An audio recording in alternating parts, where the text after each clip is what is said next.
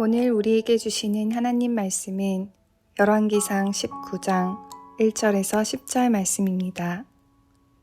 아합이 엘리야가 행한 모든 일과 그가 어떻게 모든 선지자를 칼로 죽였는지를 이세벨에게 말하니 이세벨이 사신을 엘리야에게 보내어 이르되 내가 내일 이맘때에는 반드시 내 생명을 저 사람들 중 한 사람의 생명과 같게 하리라. 그렇게 하지 아니하면 신들이 내게 벌 위에 벌을 내림이 마땅하니라 한지라. 그가 이 형편을 보고 일어나 자기의 생명을 위해 도망하여 유다에 속한 브엘세바에 이르러 자기의 사환을 그곳에 머물게 하고 자기 자신은 광야로 들어가 하룻길쯤 가서 한 로뎀나무 아래에 앉아서 자기가 죽기를 원하여 이르되 여호와여 넉넉하오니 지금 내 생명을 거두시옵소서. 나는 내 조상들보다 낫지 못하니이다 하고 로뎀나무 아래에 누워 자더니 천사가 그를 어루만지며 그에게 이르되 일어나서 먹으라 하는지라.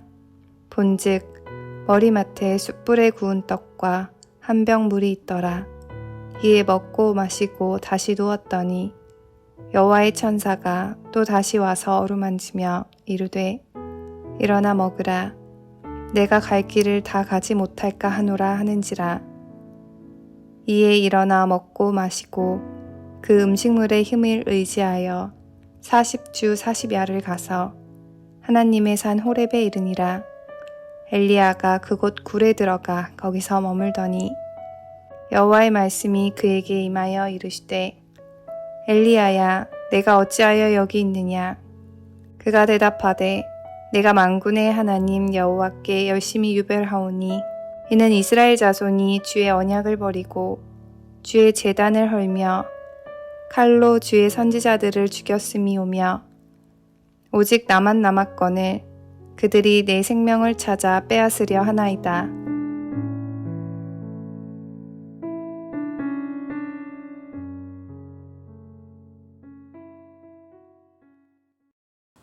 오늘 본문의 주제는 번아웃입니다. 침체에 대해서 살펴보도록 하겠습니다. 우리는 침체될 수 있습니다. 그리고 넘어질 수 있습니다. 하지만 침체했다고 해서 넘어졌다고 해서 실패자는 아닙니다. 다시 일어나 달리면 되는 것입니다. 많은 현대인들이 쫓기며 살아가고 있습니다.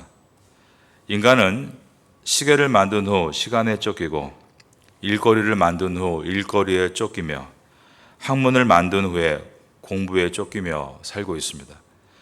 우리의 심장은 이 짧은 한평생 뜨거운 사랑으로 고동쳐야하지만 늘 일과 시간에 쫓기느라 고동치고 있는 것입니다. 그러다가 몸과 마음과 정신이 거꾸러지는 경우가 있는데 그것을 번아웃, 침체라고 부릅니다. 언제 침체가 오는가? 역설적이게도 대부분의 경우 우리들의 최악의 침체는 최고의 승리 이후에 온다는 것입니다. 오늘 본문에서 하나님의 선지자 엘리야는 완전히 침체되어 있었습니다. 그런데 이전에 어떤 사건이 있었습니까? 오늘 본문이 되는 19장 앞부분인 18장에는 어제 본 바와 같이 그가 갈멜산에서 450명의 바알 선지자들과 400명의 아세라 선지자들, 무려 850대 1로 싸우는 내용이었습니다. 어느 신이 하늘에서 불을 내릴 수 있는가로 경합을 벌이는 이 싸움에서 엘리야가 승리한 것입니다. 그리고 바로 이어 3년 6개월 동안 타들어갔던 대지에 비를 내리게 했습니다. 불이 떨어진 곳에 곧이어 비가 내리게 한 것입니다. 이 모두가 하루에 일어난 일이었습니다. 시간을 분초로 쪼갤 정도로 바쁘고 다이나믹하게 액티비티한 삶을 엘리야는 살고 있었습니다.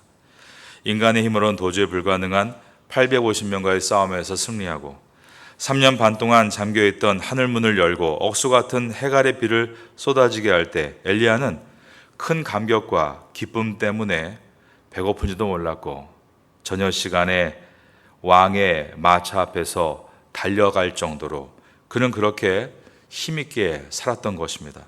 우리들도 850대 1로 싸우는 것과 같은 아주 어렵고 힘든 일들이 극적으로 해결되고 우리의 공장에서 기계들이 힘차게 돌아갈 때 먹지 않아도 배부르고 뛰어다녀도 피곤한 것을 모릅니다. 엘리야도 그날 3년 6개월 동안에 내리는 단비를 맞으며 얼마나 감격했던지 왕 앞에 마차보다 빠르게 뛰면서 왕을 호위하면서 그는 엄청난 에너지를 표출했습니다. 그러나 그 성공과 성취 이후에 엘리야는 곧바로 침체에 빠졌다는 것입니다. 우리는 중요한 일, 급한 일, 많은 일들을 다 마치고 찾아오는 침체에 대해서 미리 대비하고 살아야 합니다.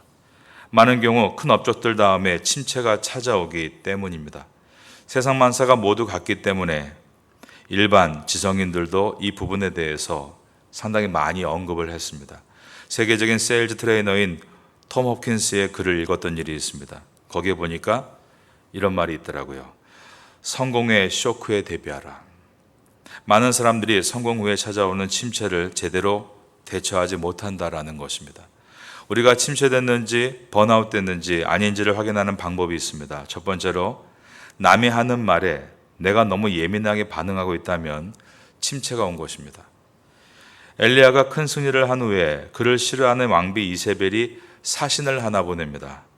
사신이 전한 내용은 이세벨이 내일 이맘때 엘리야를 죽이겠다라는 이야기였습니다. 19장 2절입니다. 이세벨이 사신을 엘리야에게 보내어 이르되 내가 내일 이맘때에는 반드시 내 생명을 저 사람들 중 한 사람의 생명과 같게 하리니 그렇게 하지 아니하면 신들이 내게 벌 위에 벌을 내림이 마땅하니라 한지라. 사실 엘리야의 수배령은 3년 6개월 전부터 있었습니다. 하나님의 명령으로 아합 왕과 아세라 왕비 앞에서 당신들이 회개하기 전까지 하늘의 문은 닫히고 우로가 이 땅에 내리지 않을 것이다. 우로 즉 비와 이슬이 이 땅에 내리지 않을 것이다 라는 선포를 했을 때부터 엘리야를 잡아 죽이라는 수배령은 이미 떨어진 것입니다. 별로 새삼스러운 일이 아닌데 엘리야가 영적으로 침체되다 보니까 그 별말 아닌 말이 너무나 큰 절망으로 다가왔다는 것입니다. 그러면서 그가 한 말이 이렇습니다. 4절을 보겠습니다.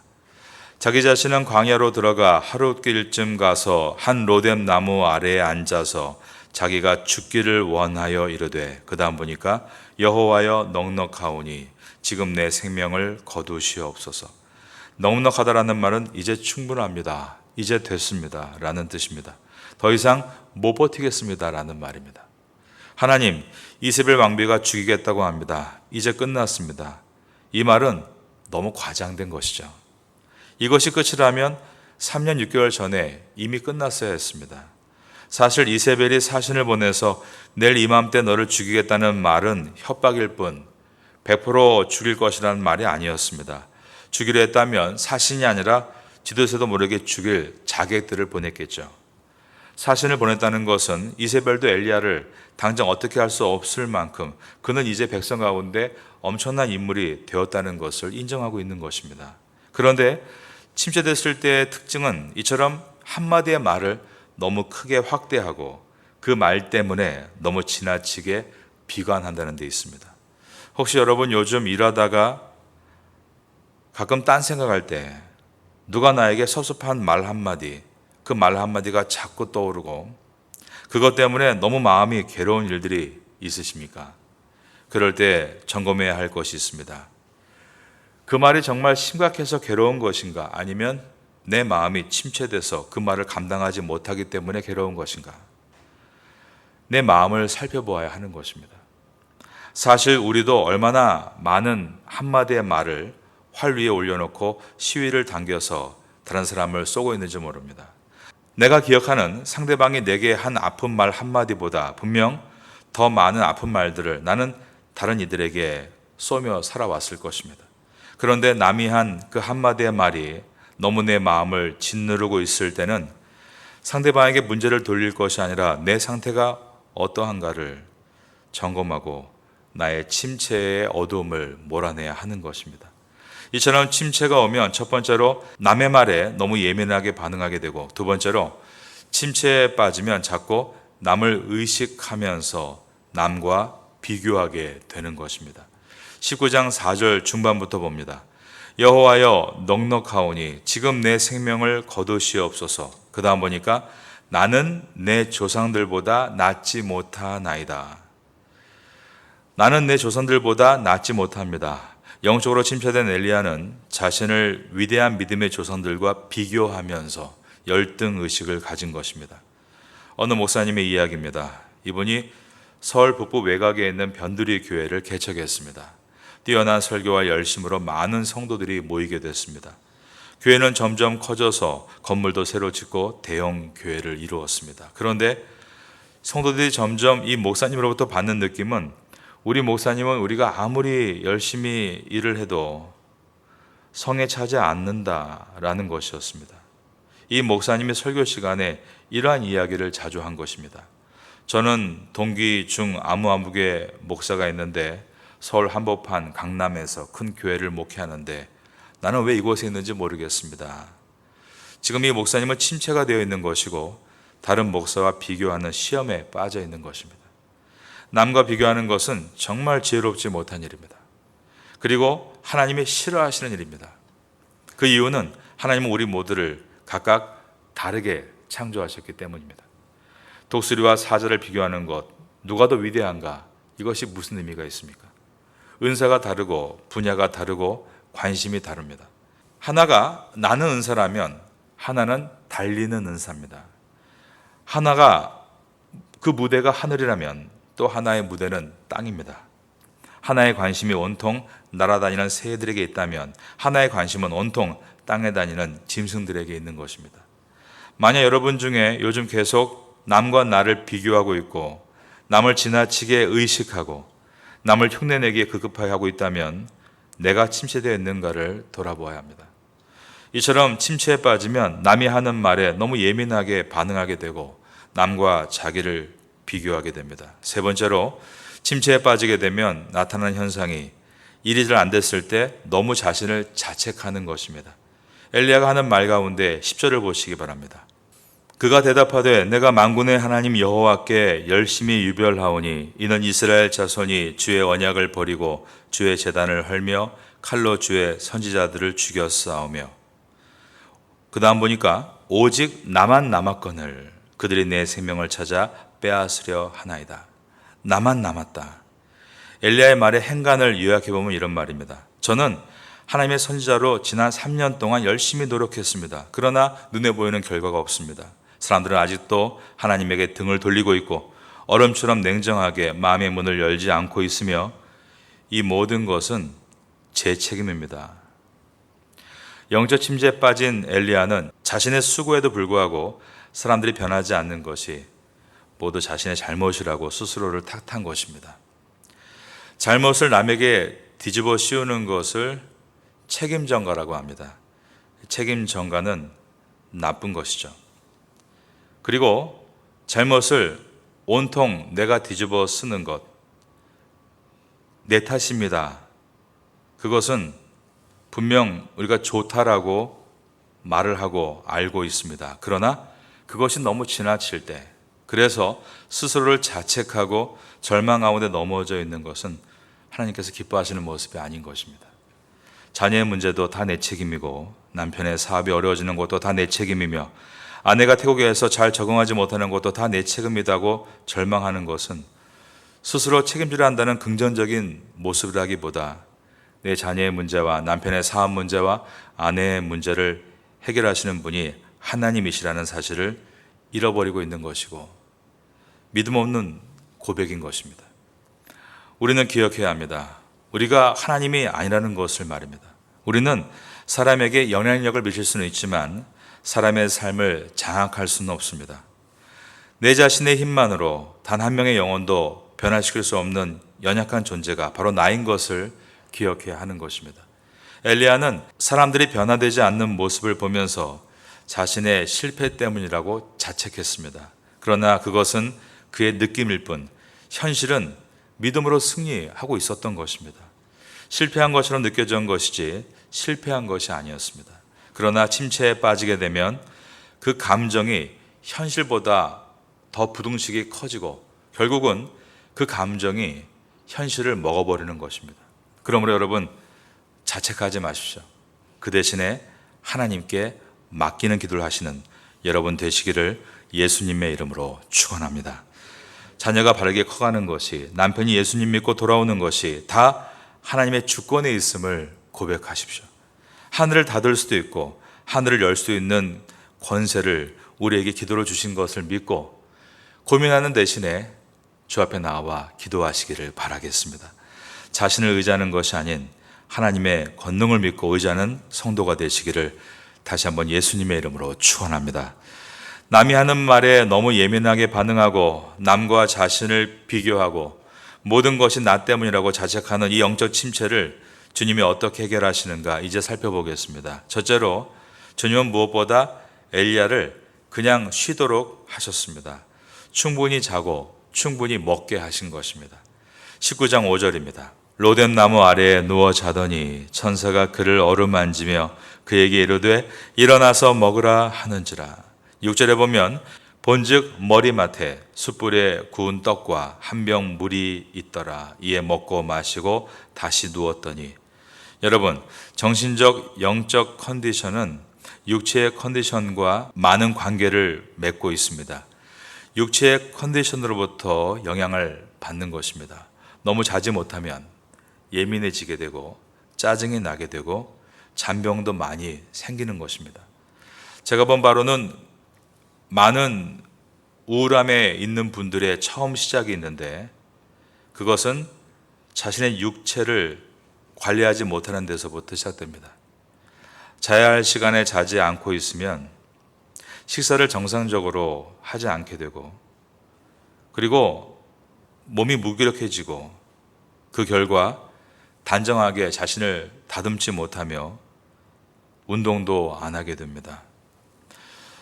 1986년에 우주왕복선 챌린저호가 폭발했는데 그때 전 세계가 엄청난 충격을 받았고 나사는 이것이 어떤 의무가 있었던 것이 아닌가, 그 당시에 적대관계였던 소비에트 연방을 주시하면서 아주 정밀한 조사를 시작했습니다. 그런데 자국의 과학자들의 가장 탁월한 사람들이 가장 정밀하게 조사한 끝에 내린 결론이 너무나 단순했습니다.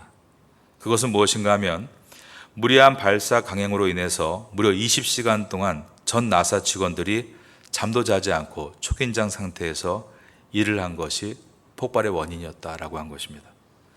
휴식을 잘 취할 줄 알아야 합니다.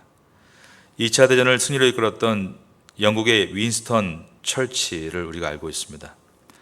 그는 전시 내각의 총수로 눈코 뜰 새 없이 바쁜 하루를 보내면서도 언제나 충분한 잠을 잤다고 합니다. 레오나르도 다빈치도 그 유명한 최후의 만찬을 그릴 때 며칠에 한 번은 종종 몇 시간씩 앉아서 쉬거나 공상에 잠기곤 해서 의뢰인들을 당하게 했다고 합니다. 그런데 그것은 최고의 작품을 그리기 위해서 그가 의도적으로 쉰 것입니다.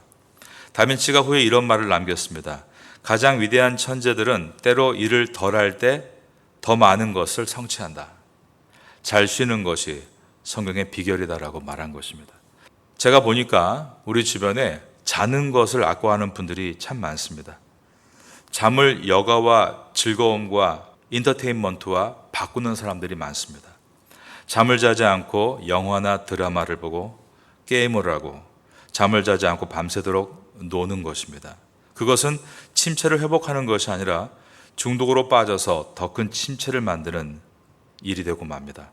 여기 계신 분들 중에는 안타깝게도 저녁에도 일이 많아서 충분히 시간을 내지 못하는 분들도 분명히 있습니다. 짐 로이라는 스포츠 전문가가 있는데 그가 세계에서 활동하고 있는 최고의 운동 선수들을 분석하면서 굉장히 중요한 글을 우리에게 소개합니다. 세계에서 최고의 운동 선수들이 하고 있는 모습은 다른 운동 선수와 다르게 단 한 가지의 차이점이 있다고 했습니다. 그것은 운동량도 똑같고 그들이 하고 있는 하드 트레이닝도 같은 무게이지만 그들에게는 경기 중에 16초에서 20초의 짧은 틈새에도 휴식을 취할 줄 아는 기술이 굉장히 발달되어 있다라고 한 것입니다. 20초도 안 되는 사이에 심장의 박동수를 다시 낮추고 마음의 긴장을 풀고 다시 집중력을 찾는 것이 남들과 다른 최고의 운동선수들이 가진 최고의 실력이었다라고 했습니다. 저는 여러분들이 여러분의 분야에서 다 똑똑한 분들이라고 알고 있습니다. 여러분의 지능지수는 확실히 여러분의 업무에서 활발하게 움직이고 있을 것입니다.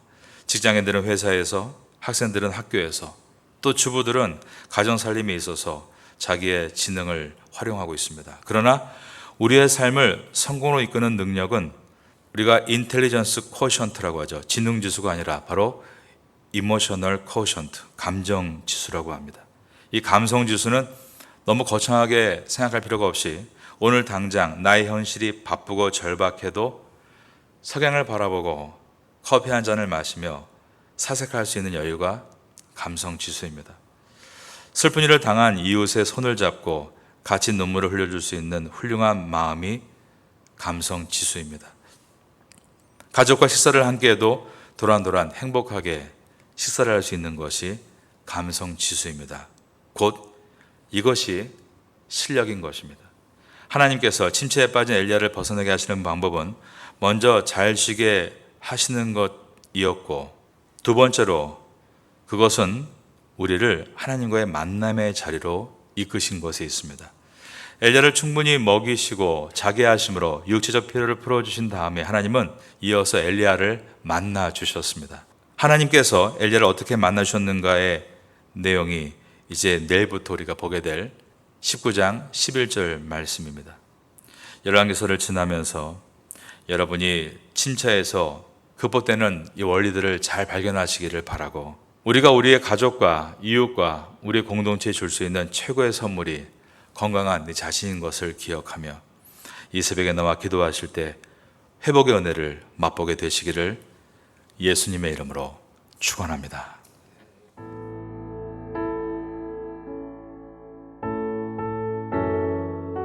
지금은 함께 기도하는 시간입니다. 5월의 공동 기도 제목은 첫째, 주일에 온 가족이 함께 예배드리는 믿음의 가정 되게 하소서. 둘째, 출퇴근 때마다 부부간에, 부모 자녀 간의 축복의 언어가 오가게 하소서. 셋째, 소외되고 어려운 이웃들에게 주님의 따스한 위로가 임하게 하소서. 넷째, 5월 19일 레위인의 날, 26일 제9차 장애인 가족 초청 행사를 잘 준비하게 하소서. 말씀을 붙잡고 기도하는 귀한 시간 되시기를 소망합니다.